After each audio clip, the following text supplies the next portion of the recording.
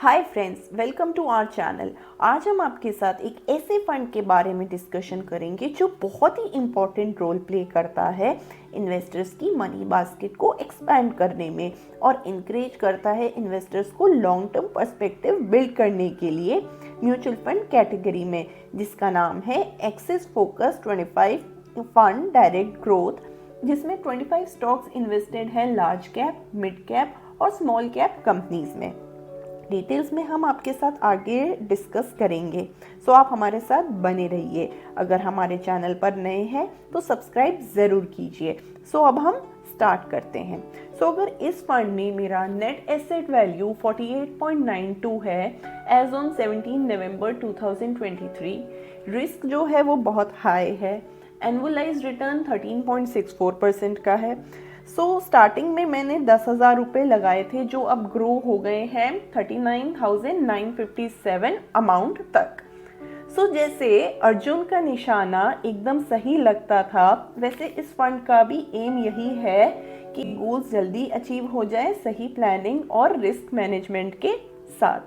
अगर आपका CAGR 13.64% है स्टार्टिंग से, रिस्क जो है वो बहुत हाई है, मंथली SIP 10,000 रुपीज़ से ग्रो होकर 7.24 लाख रुपीज़ तक बन जाएगी।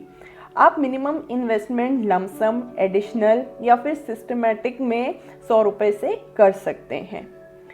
एग्जिट लोड अगर रिडीम करा गया 12 महीने के अंदर from the date of allotment, तो 10% इन्वेस्टमेंट पर चार्जेस निल है और रिमेनिंग इन्वेस्टमेंट पर 1% है। और अगर रिडीम करा गया 12 महीने के बाद from the date of allotment, तब भी चार्जेस निल ही है।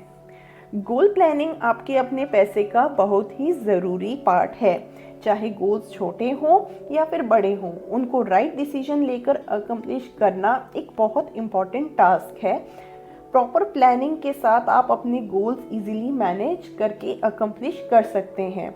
बहुत लोग सोचते हैं सेविंग्स करने के लिए और बोलते हैं I want to spend less और I want to save more, और सोचते नहीं हैं कि एक्चुअली उस टास्क को करना कैसे है।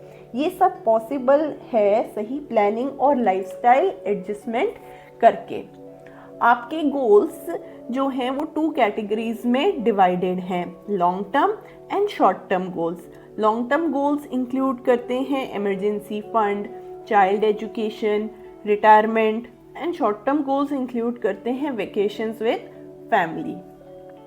एसेट कैप मिक्स में जो इक्विटी का परसेंटेज है वो 97.86% है और डेट का 2.14% है। मार्केट कैप मिक्स में लार्ज कैप का जो परसेंटेज है वो 85.93% है और मिड कैप का 11.93% है। 5 सेक्टर्स जो इंक्लूडेड हैं इस फंड में वो है financial services, consumer services, chemicals, information technology and health care. Stocks जो इन्वेस्टेड हैं इस फंड में, उसकी लिस्ट नीचे अटैच कर दी गई है, आप रेफर कर सकते हैं।